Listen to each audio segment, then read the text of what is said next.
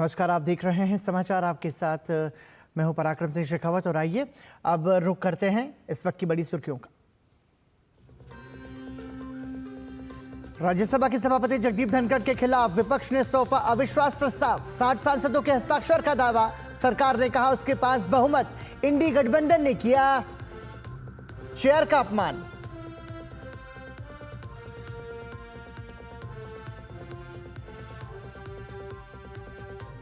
George Soros के साथ कांग्रेस के शीर्ष नेताओं के संबंधों पर भाजपा के आरोपों से दोनों सदनों में हंगामा। नहीं हुआ कामकाज। भाजपा ने नेता विपक्ष के रूप में राहुल गांधी के आचरण पर उठाए सवाल।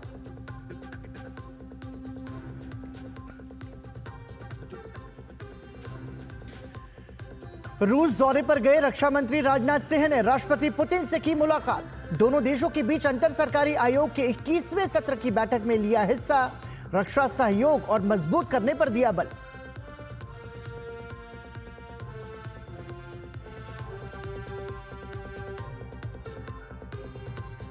विश्व मानवाधिकार दिवस पर बड़े पैमाने पर उठी बांग्लादेश में हिंदुओं पर अत्याचार के खिलाफ आवाज। दिल्ली में बांग्लादेश उच्चायोग के सामने विरोध प्रदर्शन। यूरोपीय संघ के दूत माइकल मिलर ने भी यूनुस प्रशासन के सामने उठाया मुद्दा।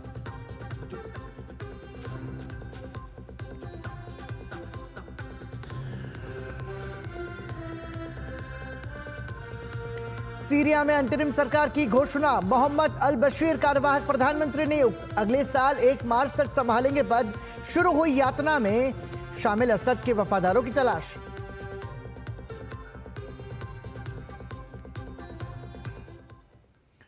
और सुर्खियों के बाद खबरों पर नजर डालते हैं विस्तार से। सबसे पहले बात संसद से जुड़ी खबर की।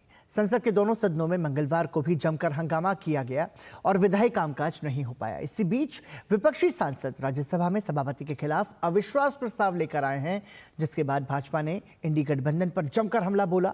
जहां विपक्षी दल सभापति पर पक्षपात का आरोप लगा रहे हैं, तो संसदीय कार्यमंत्री ने सभापति की निष्पक्षता की जमकर तारीफ की। संसद में पक्ष विपक्ष के बीच जारी गतिरोध के बीच शुक्रवार को राज्यसभा के सभापति के खिलाफ विपक्षी दलों की ओर से पेश अविश्वास प्रस्ताव ने सियासी कड़वाहट को और बढ़ा दिया है। दरअसल सोमवार से ही ये चर्चा थी कि कांग्रेस सभापति के खिलाफ अविश्वास प्रस्ताव लाने की तैयारी में है और मंगलवार को जयराम रमेश ने इस बात का ऐलान कर दिया। आज के जो चेयरमैन साहब हैं, बड़े विद्वान हैं, बड़े वकील हैं, पर जिस तरीके से उन्होंने सभा चलाया है, सदन चलाया है, और ख़ास तौर से कल जो देखने को मिला, हमें मजबूर कर दिया। सारे इंडिया पार्टी सभी ने हस्ताक्षर किया है इस अविश्वास प्रस्ताव पर। कांग्रेस का दावा है कि इस प्रस्ताव में 60 सांसदों के हस्ताक्षर हैं और इसमें सभी इंडी गठबंधन के सहयोगी दल शामिल हैं। कांग्रेस का कहना है कि सभापति के पक्षपातपूर्ण रवैये के चलते ये प्रस्ताव लाया गया है। बीजेपी और सहयोगी दलों ने राज्यसभा के सभापति के खिलाफ अविश्वास प्रस्ताव पर कांग्रेस की आलोचना की है। चाहे लोकसभा स्पीकर हो या राज्यसभा का चेयरमैन हो, चेयर का बिल्कुल इज्जत नहीं करते हुए चेयर का गरिमा को गिराने का काम विपक्ष के लोगों ने करते आए हैं। अब कुछ अनर्गल चीज़ों को करके सुर्खियों में कैसे बने रहे, बस इतना ही उनका मकसद है। इसलिए इस तरह का काम कांग्रेस के लोग करते हैं। इससे पहले राज्यसभा में मंगलवार को पक्ष और विपक्ष के बीच गतिरोध के चलते सदन की कार्यवाही बाधित हुई।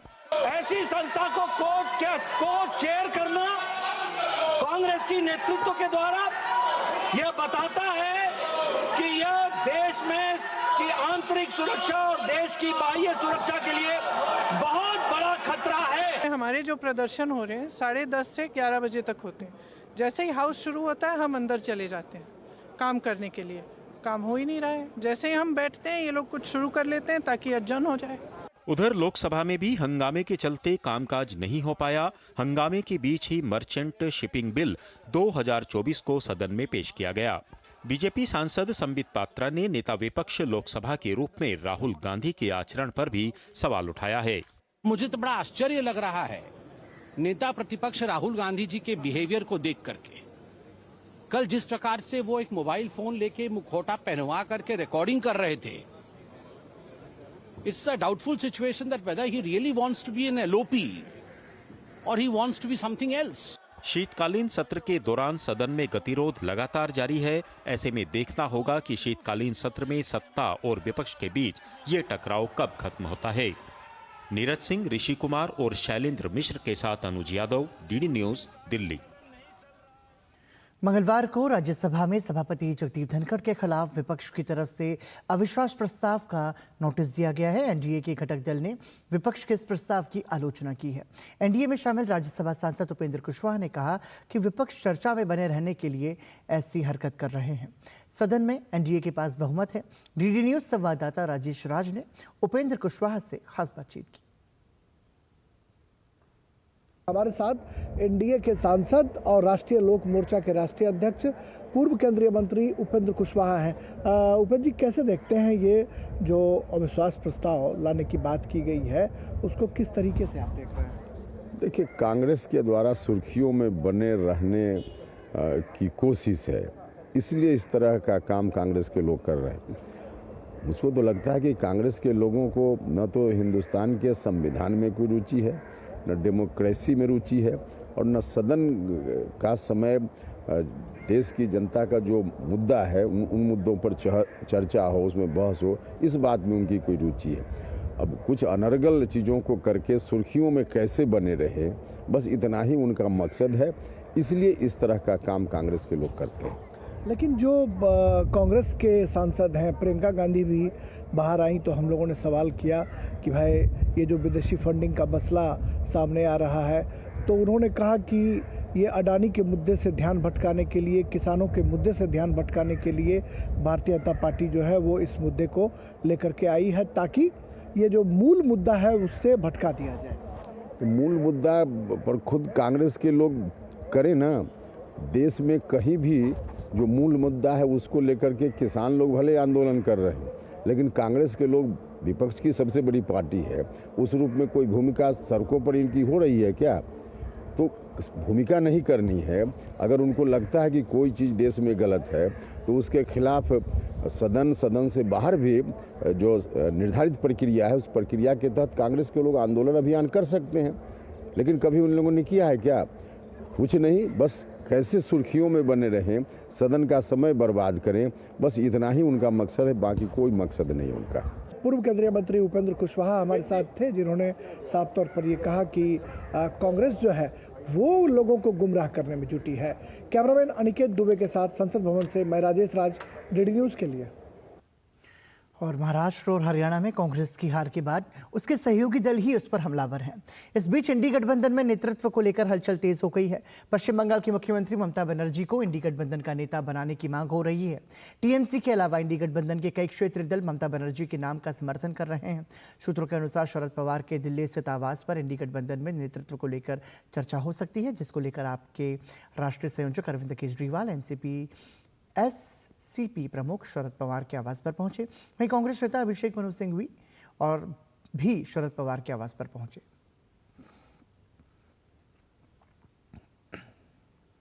राजद सुप्रीमो लालू प्रसाद ने बिहार के मुख्यमंत्री नीतीश कुमार के महिला संवाद यात्रा पर कहा कि नीतीश कुमार महिला संवाद यात्रा पर आंखें सेकने जा रहे हैं। बयान के बाद भाजपा राजद पर हमलावर हो गई है। बिहार में भाजपा की महिला मोर्चा की प्रदेश अध्यक्ष और राज्यसभा सांसद डॉक्टर धर्मशीला गुप्ता ने लालू प्रसाद के बयान की निंदा करते हुए उनसे माफी मांगने को कहा है। माफी नहीं मांगने पर लालू प्रसाद के खिलाफ आंदोलन करने की बात कही है। हमारे संवाददाता राजेश राज ने धर्मशीला गुप्ता से खास बातचीत की।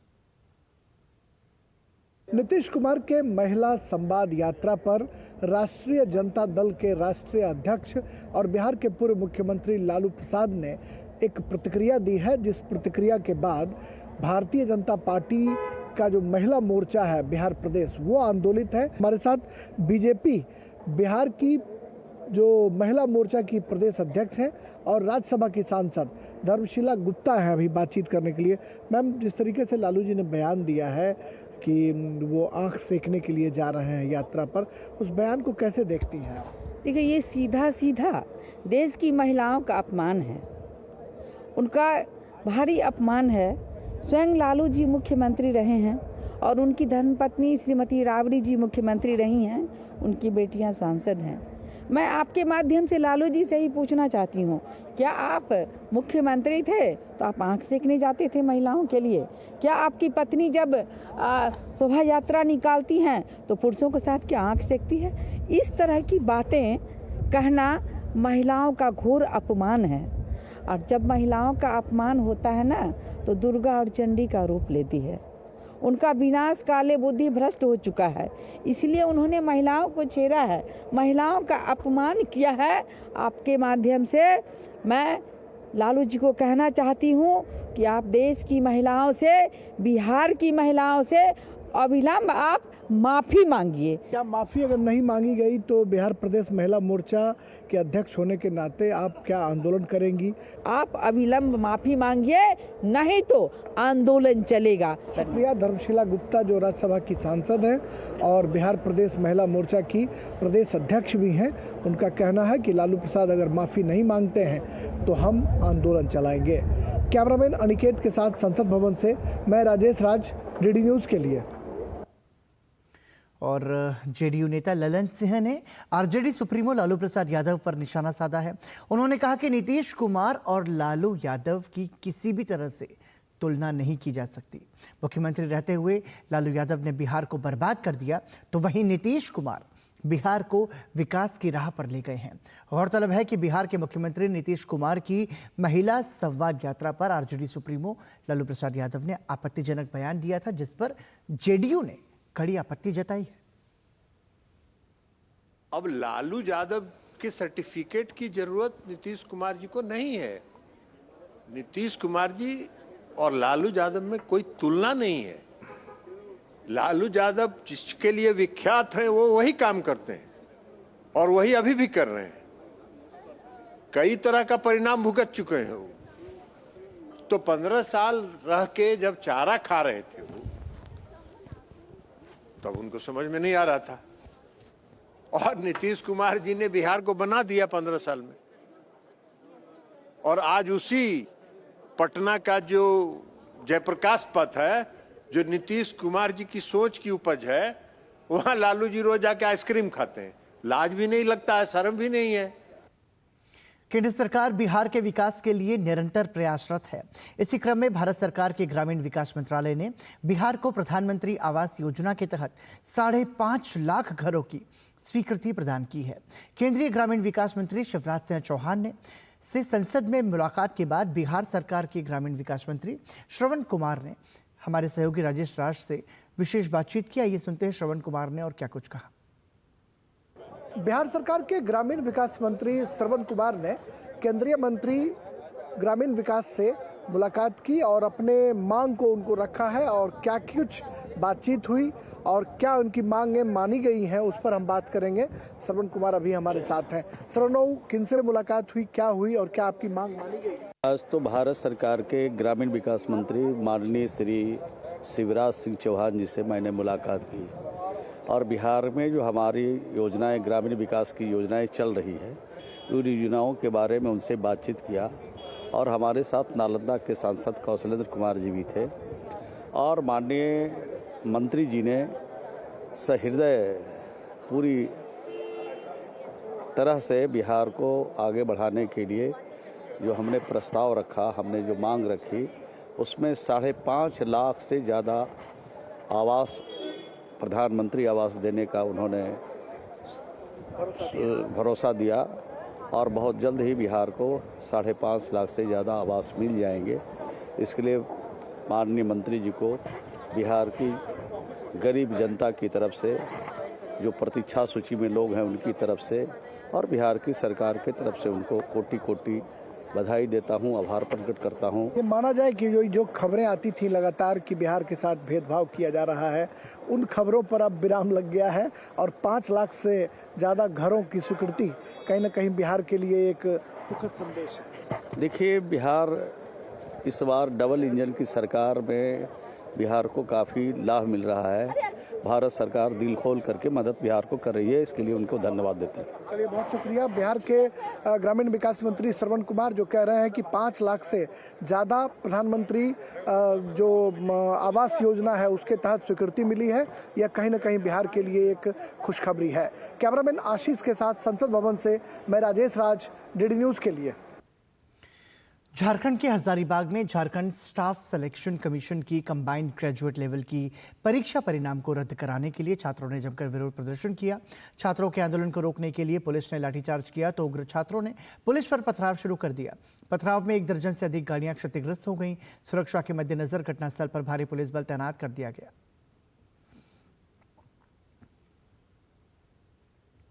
स्टूडेंट लोगों ने कल ज्ञापन दिया था शांतिपूर्ण तरीके से, हमें उसको कंडीशन सहित अनुमति दी गई थी, है ना, कि शांतिपूर्ण तरीके से लोग अपना मार्च करेगा, विरोध मार्च करेगा। लेकिन ये लोग अहिंसात्मक तरीके से यहाँ पे लोगों ने किया है और लोग चिन्हित भी किए जा रहे हैं और बहुत ही शांतिपूर्ण तरीके से अभी काम मतलब हटा दिया गया है और स्थिति बिल्कुल नियंत्रण में है। लिंगायत पंचमसाली समुदाय की ओर से आरक्षण की मांग को लेकर कर्नाटक के बेलगावी में विरोध प्रदर्शन हुआ। पुलिस ने समुदाय के धार्मिक प्रमुख बसवजय मृत्युंजय स्वामी जी के नेतृत्व में प्रदर्शन कर रहे लोगों पर लाठीचार्ज किया। प्रदर्शनकारी पुलिस द्वारा की गई बैरिकेडिंग को तोड़कर विधानसभा की ओर बढ़ने की कोशिश कर रहे थे। इसी दौरान लिंगायत पंचमसाली समुदाय के लोगों और सुरक्षा कर्मियों के बीच झड़प हुई।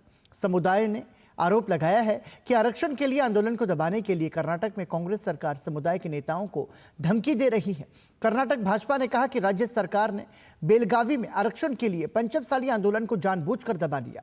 भाजपा ने कहा कि सरकार को इसमें शामिल गैर जिम्मेदार अधिकारियों के खिलाफ तत्काल कार्रवाई करनी चाहिए। वहीं प्रदर्शनकारियों पर हमले के लिए माफी मांगनी चाहिए। पूर्व मुख्यमंत्री बसवराज बोम्मई ने भी इस घटना की निंदा की।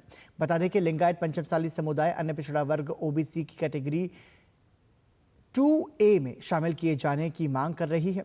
ओबीसी की कैटेगरी 2A में शामिल किए जाने से उन्हें सरकारी नौकरियों और कॉलेज प्रवेश में इस श्रेणी के लिए निर्धारित 15% कोटे का लाभ उठाने में मदद मिलेगी। लिंगायत समुदाय को वर्तमान में कर्नाटक के ओबीसी कोटा मैट्रिक्स की कैटेगरी 3B यानी कि 3 वर्ग के तहत 5% कोटा मिला हुआ है।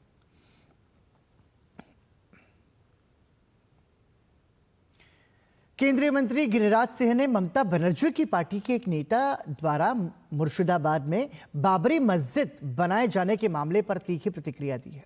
डीडी न्यूज के साथ विशेष बातचीत में गिरिराज सिंह ने कहा कि ममता बनर्जी पहले जवाब दें कि वो बंगाल को बांग्लादेश क्यों बनाना चाहती हैं। हमारे वरिष्ठ सहयोगी राजेश राज ने संसद भवन परिसर में केंद्रीय मंत्री गिरिराज सिंह से एक्सक्लूसिव बातचीत की। मुर्शिदाबाद में बाबरी मस्जिद बनाने की बात की जा रही है और कुछ लोग इस पर जो हैं वो प्रतिक्रिया भी दे रहे हैं। हमारे साथ केंद्रीय मंत्री गिरिराज सिंह हैं, उनसे हम पूछते हैं मुर्शिदाबाद में बाबरी मस्जिद बनाने की बात जो है वो की जा रही है, क्या प्रतिक्रिया है? इसका जवाब तो ममता बनर्जी को देना चाहिए। जो ममता बनर्जी बांग्लादेश के खिलाफ अभी बोली हैं, बंगाल के रहने वाले बंगालियों के डर से, उसके पहले तक तो उनको जवाब देना चाहिए। जो कहती थी ताल ठोक करके कि मेरे रहते बांग्लादेश घुसपैठियों को, रोहिंग्यों को कोई निकाल नहीं सकता, तो पहले ममता बनर्जी को ये जवाब देनी चाहिए, क्या बांग्लादेशियों को निकालेंगी, घुसपैठियों को, क्या रोहिंग्या को निकालेगी? इसका जवाब दे ममता बनर्जी। और ममता बनर्जी दे कि उनका जो नेता बोला है वो क्या मुर्शिदाबाद में बाबरी मस्जिद बनाएंगे? ममता बनर्जी तो बंगाल को बांग्लादेश बनाने पर तुली हुई है, इसीलिए ऐसे शब्द बोले।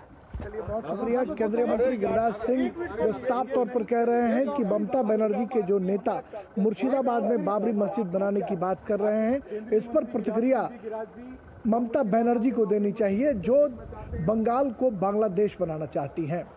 कैमरामैन एसपी दुबे के साथ संसद भवन से मैं राजेश राज, डीडी न्यूज के लिए। केंद्रीय गृह मंत्री अमित शाह ने हरियाणा में 3 नए आपराधिक कानूनों के कार्यान्वयन पर नई दिल्ली में समीक्षा बैठक की अध्यक्षता की। बैठक में केंद्रीय गृह सचिव, हरियाणा के मुख्यमंत्री नायब सिंह सैनी समेत अनेक वरिष्ठ अधिकारी भी मौजूद रहे। बैठक में चर्चा के दौरान अमित शाह ने कहा कि प्रधानमंत्री नरेंद्र मोदी के नेतृत्व में 3 नए आपराधिक कानून नागरिक अधिकारों के रक्षक और न्याय की सुगमता का आधार बन रहे हैं। गृह मंत्री ने हरियाणा को 31 मार्च 2025 तक राज्य में नए आपराधिक कानूनों का 100% कार्यान्वयन सुनिश्चित करने को कहा। चर्चा के दौरान गृह मंत्री अमित शाह ने तकनीक के उपयोग पर बल देते हुए कहा कि राज्य के हर जिले में 1 से अधिक फॉरेंसिक मोबाइल वैन उपलब्ध होनी चाहिए। उन्होंने इस बात पर बल दिया कि 0 FIRs की मॉनिटरिंग की जिम्मेदारी डेप्यूटी SP लेवल के अधिकारी की हो और प्रदेशों के हिसाब से अन्य भाषाओं में इनका अनुवाद सुनिश्चित हो। गृह मंत्री ने कहा कि राज्य के पुलिस महानिदेशक सभी पुलिस कर्मियों को निर्देशित करें कि समय पर न्याय दिलाना उनकी प्राथमिकता हो। केंद्रीय गृह मंत्री ने हरियाणा के पुलिस महानिदेशक को सभी पुलिस अधीक्षकों द्वारा निर्धारित समय सीमा के तहत मामलों की जांच सुनिश्चित करने का सुझाव दिया। उन्होंने कहा कि हरियाणा के मुख्यमंत्री को हर 15 दिन और मुख्य सचिव और पुलिस महानिदेशक को सभी संबंधित विभागों के अधिकारियों के साथ सप्ताह में एक बार 3 नए कानूनों के कार्यान्वयन की प्रगति की समीक्षा करनी चाहिए। रक्षा मंत्री राजनाथ सिंह ने मंगलवार को मॉस्को में भारत रूस अंतर सरकारी सैन्य और सैन्य सहयोग आयोग के 21वें सत्र के दौरान रूस के राष्ट्रपति व्लादिमीर पुतिन से मुलाकात की। रक्षा मंत्री ने राष्ट्रपति पुतिन को प्रधानमंत्री नरेंद्र मोदी की ओर से हार्दिक शुभकामनाएं दी।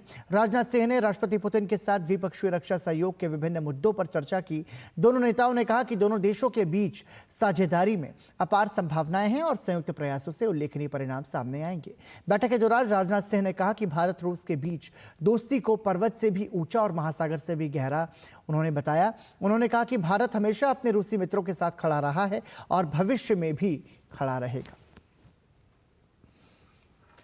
रक्षा मंत्री राजनाथ सिंह रूस की यात्रा पर हैं। राजनाथ सिंह और रूसी रक्षा मंत्री एंड्री बेलोसोव ने मंगलवार को मॉस्को में भारत रूस अंतर सरकारी सैन्य और सैन्य तकनीकी सहयोग आयोग IRIGC MNMTC के 21वें सत्र की सह अध्यक्षता की। रक्षा मंत्री ने इस बात पर जोर दिया कि भारत रूस संबंध बहुत मजबूत हैं और 2024 में प्रधानमंत्री नरेंद्र मोदी की रूस की 2 यात्राओं से संबंध और मजबूत हुए हैं। राजनाथ सिंह ने मेक इन इंडिया परियोजनाओं में रूसी उद्योगों की भागीदारी बढ़ाने के लिए नए अवसरों पर जोर दिया। रूसी रक्षा मंत्री ने दोनों देशों के बीच आपसी विश्वास पर आधारित संबंधों को और गहरा करने पर जोर दिया। उन्होंने INS सुशील के जलावतरण पर रक्षा मंत्री को बधाई दी। राजनाथ सिंह ने एंड्री बेलोसोव को 2025 में IRIGC MNMTC के 22वें सत्र की सह अध्यक्षता करने के लिए भारत आने का निमंत्रण दिया, जिसे उन्होंने स्वीकार कर लिया। दोनों मंत्रियों ने 21वीं IRIGC एंड MNMTC बैठक के प्रोटोकॉल पर हस्ताक्षर किए। इससे पहले रक्षा मंत्री राजनाथ सिंह ने सेंट्रल मॉस्को में रूसी रक्षा मंत्रालय में गार्ड ऑफ ऑनर का निरीक्षण किया। इससे पहले उन्होंने द्वितीय विश्व युद्ध के दौरान मारे गए सोवियत सैनिकों की स्मृति में मॉस्को में अज्ञात सैनिकों की समाधि पर पुष्पांजलि अर्पित की। देश के सामाजिक सेवा में कार्यरत सेवा भारती संस्था 14 दिसंबर को सम्मान समारोह का आयोजन करेगा। इस कार्यक्रम में मुख्य अतिथि रक्षा मंत्री राजनाथ सिंह होंगे। इस मौके पर समाज की 22 विभूतियों को सम्मानित किया जाएगा। देश भर में 1,80,000 सेवा कार्यों के माध्यम से ये संस्था समाज में विभिन्न स्तर पर सेवा प्रदान कर रही है। इस संस्था द्वारा शिक्षा, स्वास्थ्य, स्वावलंबन और सामाजिक संस्कार के विभिन्न क्षेत्रों में कार्य किए जा रहे हैं।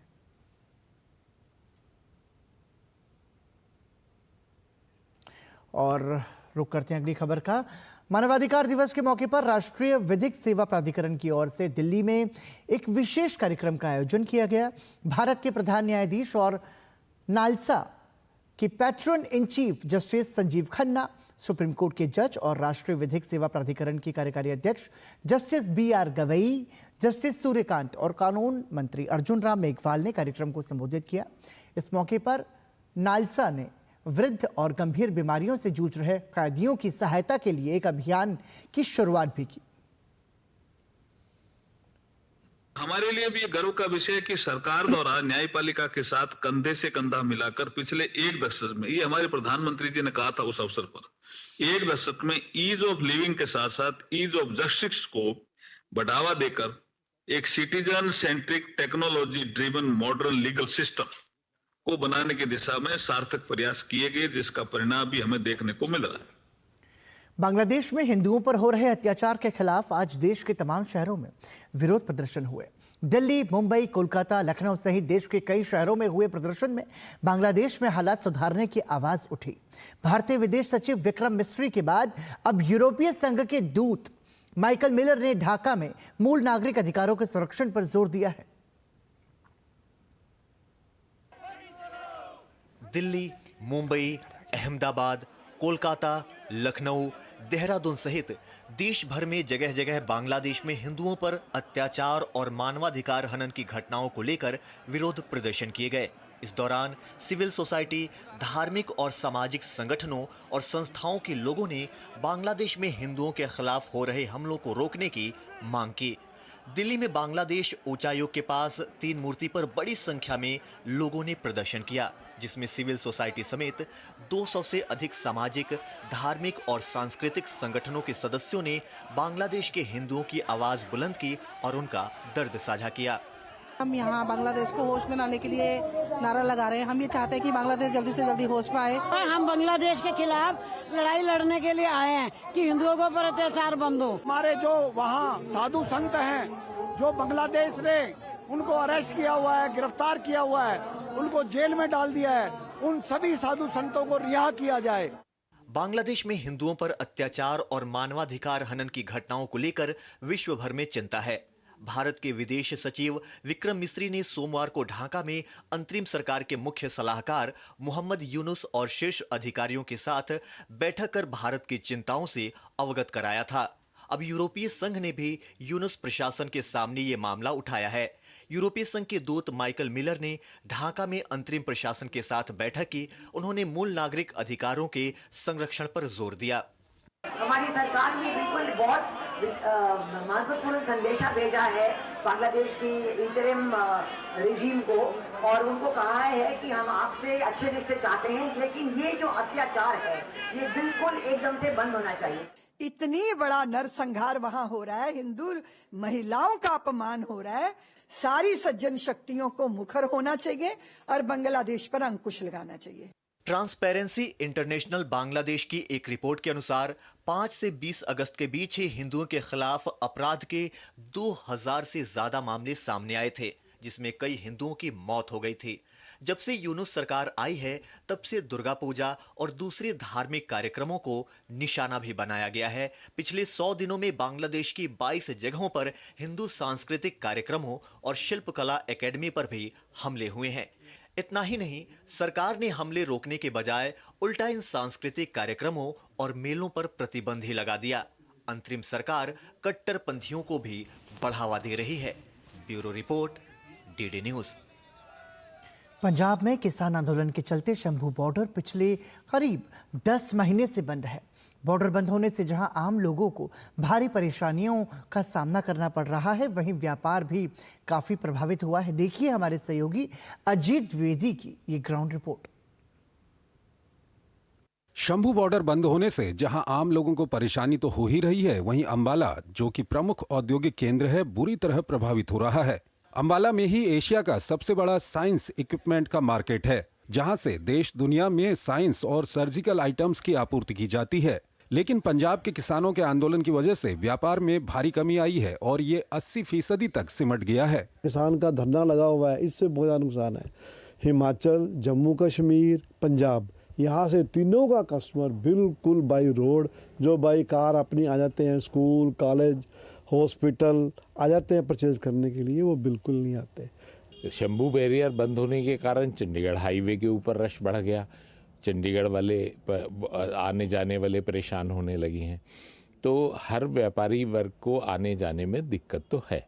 किसान आंदोलन के बाद अन्य राज्यों से आने वाले ग्राहक भी अब अंबाला से दूरी बना रहे हैं। इन दिनों शादियों का सीजन है। अंबाला से पंजाब सहित अन्य राज्यों में बहुत अधिक व्यापार होता है। शंभू सीमा बंद होने के बाद से ही अंबाला के बाजारों में अब सन्नाटा पसर गया है। पंजाब के छोटे दुकानदारों से संपर्क बनाए रखने के लिए अंबाला के व्यापारी अब पंजाब व अन्य राज्यों में जाकर डोर टू डोर कैंपेन कर रहे हैं। जिससे दुकानदार अंबाला से जुड़े रहें। हालांकि इससे अधिक फायदा नहीं हुआ है। जो भी काम होता है हाईवे बंद कर दिया गया है, पूरा बेल्ट जो आपका ये पंजाब की और J&K की अप टू पाकिस्तान बॉर्डर तक सारी वर्किंग जीरो पड़ी है। व्यापार जो है जीरो है इस टाइम। चाहे किसी का भी ले लें, चाहे कपड़ा मार्केट ले लें, चाहे साइंस का ले लें, चाहे किसी इंडस्ट्री का ले लें, सबका बुरा हाल है।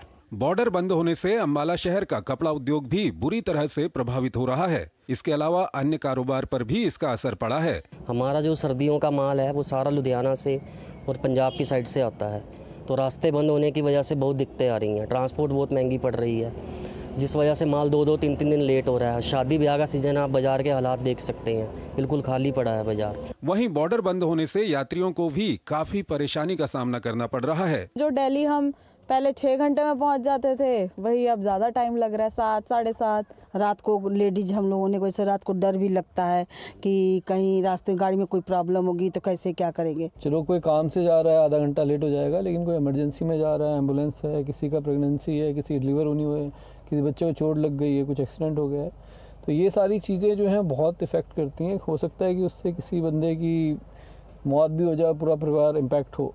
पिछले 10 महीने से किसान आंदोलन के कारण इस रास्ते के बंद होने से न सिर्फ यहाँ पर रहने वाले लाखों की संख्या में जो लोग हैं वो प्रभावित हो रहे हैं, बल्कि इलाके का रोजगार भी पूरी तरीके से ठप पड़ गया है। लोगों को उम्मीद है कि जल्द से जल्द किसान अपना आंदोलन वापस लें और ये रास्ता शुरू हो, लेकिन फिलहाल जो है लोगों को कोई भी राहत मिलती हुई दिखाई नहीं दे रही है।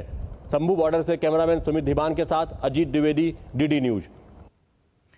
और CII कौशल विकास पर राष्ट्रीय सम्मेलन और वैश्विक शिखर सम्मेलन का आयोजन करता है और इसमें केंद्र सरकार, अंतर्राष्ट्रीय संस्थाएं, थिंक टैंक, शिक्षाविद और कौशल क्षेत्र से जुड़े अनेक विशेषज्ञ विभिन्न मुद्दों पर चर्चा और विचार विमर्श करते हैं।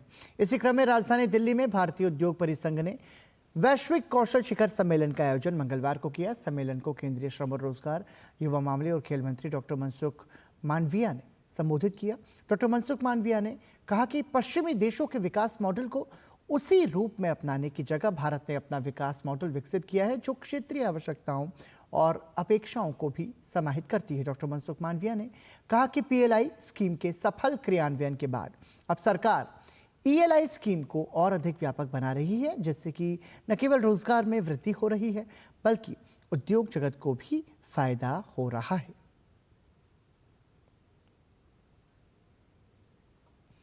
CII द्वारा आयोजित कौशल विकास पर वैश्विक शिखर सम्मेलन के समापन सत्र को कौशल विकास राज्य मंत्री स्वतंत्र प्रभार जयंत चौधरी ने संबोधित किया। जयंत चौधरी ने कहा कि कौशल विकास के क्षेत्र में सरकार उद्योग जगत को न केवल मिलकर काम करना चाहिए बल्कि उद्योग जगत को मानव संसाधन और कौशल विकास में भी निवेश करना चाहिए। Flexible learning pathways, designing for the future, global footprint, and my last point is that for industry, don't view skilling as transactional. Don't view your engagement with government and policy as transactional, because it isn't. It's a misnomer. If you're investing in your marketing, you're investing in adopting new technologies, in building new technologies, you have to invest in the software, which is the people you already have as part of your workforce, or the people you want to hire in the future. केंद्रीय युवा और खेल मामलों के मंत्री doctor Mansukh Mandaviya ने राजधानी दिल्ली में मंगलवार को JNU में युवाओं को संबोधित करते हुए कहा कि देश अपनी विरासत और अपनी गौरवपूर्ण संस्कृति के बल पर 2047 तक विकसित देश बनने के सपने को पूरा कर लेगा। इस मौके पर उन्होंने युवाओं से आह्वान किया कि वो अपने अंदर की शक्ति को पहचानें और देश को विकसित देश बनाने की दिशा में आगे आए। आप नए भारत के नागरिक के रूप में जब आप दुनिया में जाएंगे, हिंदुस्तान का पासपोर्ट है, दुनिया आप पर गौरव महसूस करेगी। ये 25 साल में देश को कैसे आगे ले जाना है और उसमें युवाओं की भागीदारी को सुनिश्चित करना है, क्योंकि जो आज आप स्टूडेंट हैं उस वक्त 25 साल के बाद आप 50 साल के होंगे। आप नया भारत के नागरिक के रूप में ये देश आपको बनाना है। नीति आयोग के CEO BVR सुब्रमण्यम ने कहा कि 2047 तक भारत की अर्थव्यवस्था को $3 ट्रिलियन से $30 ट्रिलियन करना है। इसके लिए एडमिनिस्ट्रेटिव रिफॉर्म की जरूरत है। राजधानी नई दिल्ली में विजन 2047 एडमिनिस्ट्रेटिव रिफॉर्म फॉर विकसित भारत रिपोर्ट जारी होने के मौके पर उन्होंने कहा कि $30 ट्रिलियन इकोनॉमी के लक्ष्य को हासिल करने के लिए अगले 25 साल तक 8 से 9% की ग्रोथ के साथ आगे बढ़ना होगा। उन्होंने कहा कि विकसित भारत के लक्ष्य को हासिल करने के लिए इनोवेशन, रिफॉर्म, इन्वेस्टमेंट के अलावा नई सोच के साथ आगे बढ़ना होगा।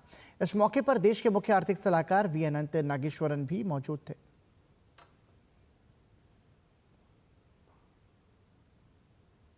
It's a multiplication factor, a percentage growth rate and a number of years. So if you got 200 years, 1.5% is okay. If you have 25 years, you better go for 8 to 9%. So that's what the country should go for, and has demonstrated that in brief spells, we have done 8 to 9%. New skills, new capabilities, new ways of working, new mindsets, new organizational structures. What is it all about? It's administrative reforms. This is what the whole menu of administrative reform. केंद्र सरकार ने one nation one subscription scheme को मंजूरी दे दी है। इस योजना के लागू होने से 1.5 करोड़ छात्रों को सीधा लाभ होगा। आखिर क्या है one nation one subscription scheme, देखिए हमारी खास रिपोर्ट। एक ऐतिहासिक निर्णय में भारत सरकार ने वन नेशन वन सब्सक्रिप्शन योजना को मंजूरी दी है, जिसका उद्देश्य शैक्षणिक शोध को सबके लिए सुलभ बनाना है। 3 वर्षों में 6,000 करोड़ के खर्च के साथ ये योजना 6,380 संस्थानों के 1.8 करोड़ से अधिक छात्रों, शिक्षकों और शोधकर्ताओं को मुफ्त में हजारों जर्नल्स तक पहुंच प्रदान करेगी, जिसमें टियर 2 और टियर 3 शहर भी शामिल हैं। India has been subscribing to journals through different library consortia under various ministries and departments and institutions, and also subscribe to them separately. Now, this was realized about 2 years back that this leads to overlap in the subscribed resources and inefficient utilization of the funds, as well as not having a very wide reach of the journals. ये योजना उच्च शिक्षा और शोध एवं विकास संस्थानों को एकीकृत डिजिटल पोर्टल के माध्यम से प्रीमियम शोध तक सहज पहुंच प्रदान करने के लिए सब्सक्रिप्शन को केंद्रीकृत करेगी। ये क्रांतिकारी कदम राष्ट्रीय शिक्षा नीति 2020 और विकसित भारत 2047 के दृष्टिकोण के साथ जुड़ा हुआ है, जो बहुआयामी शोध और नवाचार को बढ़ावा देगा। This is also aligned with other national initiatives like Anusandhan National Research Foundation and AI mission and so on, all the knowledge-based missions. दुनिया भर में शोध पारिस्थितिकी तंत्र ओपन एक्सेस मॉडल को अपना रहा है, जहां पारंपरिक प्रकाशक करदाताओं के पैसे से वित्त पोषित शोध पर उच्च सब्सक्रिप्शन शुल्क लेते हैं। वहीं वन नेशन वन सब्सक्रिप्शन योजना ज्ञान की समान पहुंच सुनिश्चित करके इस असमानता को समाप्त करने का प्रयास करती है। We are expanding this access to our state public universities and other universities who do not have any budget to subscribe to these journals. So it is available to all the readers, particularly state public universities who earlier did not have funds, or affiliated colleges who did not have funds to subscribe to this. One nation one subscription योजना भारत के शैक्षणिक समुदाय को नवाचार, सहयोग और ज्ञान के भविष्य को आकार देने के लिए सशक्त बना रही है। तापस भट्टाचार्य की रिपोर्ट, डीडी न्यूज। दिल्ली के प्रधानमंत्री संग्रहालय में साहित्य अकादमी द्वारा प्रकाशित विष्णुकांत शास्त्री द्वारा रचित पुस्तक रचना संचयन का विमोचन किया गया। कार्यक्रम में पुस्तक विमोचन शिक्षा मंत्री धर्मेंद्र प्रधान ने किया। इस मौके पर कई गणमान्य साहित्यकार मौजूद रहे।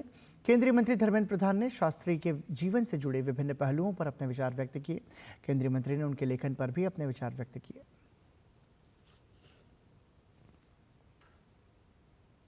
इस पुस्तक में आचार्य विष्णुकांत शास्त्री जी की निबंध, आलोचना, विवेचना, समीक्षा, कविताएं, प्रवचन को शामिल किया गया है। यह पुस्तक देश की सांस्कृतिक राष्ट्रवाद को बहुत अच्छे से समेटा हुआ है। आचार्य विष्णुकांत शास्त्री जी विचार दिए थे सांस्कृतिक राष्ट्रवाद की बारे में, वो एक उसकी प्रतीक थे। वो मानते थे कि भारत केवल एक राजनीतिक इकाई नहीं बल्कि एक जीवंत सभ्यता है। राइजिंग राजस्थान इन्वेस्टमेंट समिट के दूसरे दिन प्रवासी राजस्थानी सम्मेलन आयोजित किया गया। सम्मेलन में बड़ी संख्या में प्रवासी राजस्थानियों ने शिरकत की। सम्मेलन में राजस्थान के मुख्यमंत्री ने अपने संबोधन में 10 दिसंबर को प्रवासी राजस्थानी दिवस के रूप में मनाने की घोषणा की। राइजिंग राजस्थान समिट के जरिए राजस्थान के विकास की दिशा में एक नया कदम उठाया गया है। समिट का दूसरा दिन प्रवासी राजस्थानियों के नाम रहा। प्रवासी राजस्थानी सम्मेलन में राजस्थान के राज्यपाल हरिभाऊ किशन राव बागड़े ने अपने संबोधन में कहा, राजस्थानी प्रवासी देश के जिस भी हिस्से में गए वहां उन्होंने अपनी प्रतिभा के दम पर नाम बनाया है। अभी जो जहां गए वहां उन्होंने बहुत अच्छा काम किया, लगन से काम किया, उनकी अर्थव्यवस्था भी बड़ी हो गई।